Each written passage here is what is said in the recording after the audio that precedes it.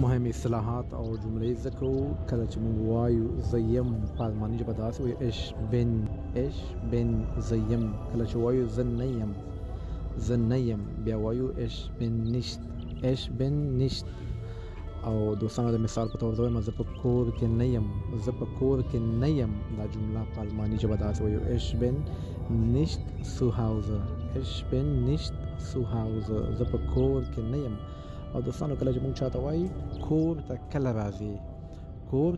کله راځي دا جمله په الماني ژبه څنګه وایي تاسو په کمنټ کې ولیکئ که غلطه وي زه په کمنټ کې صحیح لیکم.